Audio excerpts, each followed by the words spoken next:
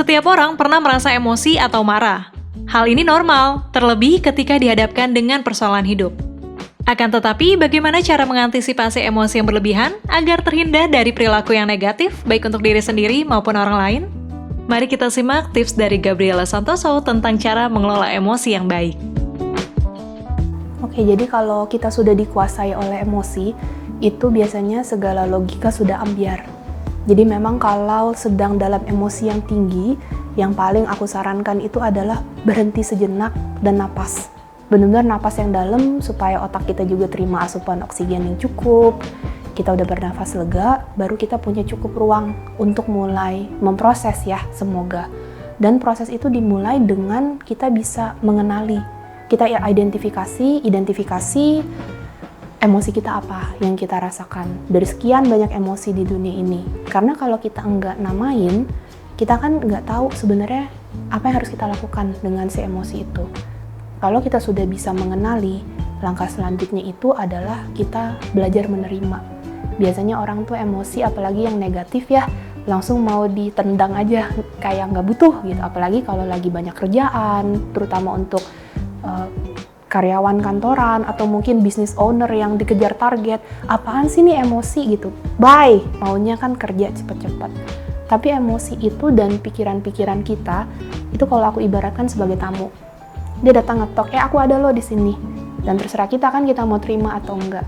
Saat kita terima, kita tanyain, kamu kenapa sih ada, apa yang kamu butuhkan sekarang. Nah biasanya tenang, dia kasih tahu apa alasannya dia ada, dan lama-lama dia hilang. Si tamu ini kan udah puas bertamu dan dia pergi.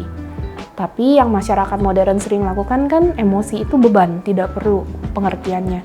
Jadi ditolak. Dan mereka akan datang dan datang lagi ngetoknya lebih keras. Bok. Aku ada di sini. Akhirnya jadi makin lama, makin intens sampai akhirnya nggak kebendung. Jadi itu sih yang setelah identifikasi, menerima, lalu baru kita bisa merespon. Apa yang mau kita lakukan? Jadi kadang menerima itu orang pikirnya pasrah ya. Tapi justru dengan menerima kita bisa memikirkan dan memutuskan kita mau merespon apa. Karena kita sudah menerima dulu perasaan itu.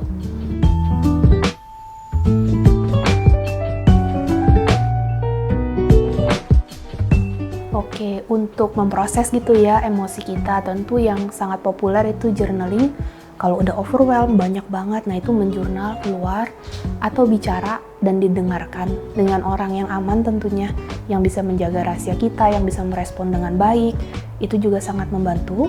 Atau sesuai love language, kalau kita tahu bahasa kasih kita apa, sesuai 5 bahasa kasih kita itu ada banyak kegiatan self-care yang bisa dilakukan untuk menenangkan kita, untuk supaya kita bisa meregulasi emosi kita, bisa lebih aware, dengan aware dan conscious kita menentukan apa yang mau kita respon yang kita mau berikan terhadap si emosi itu.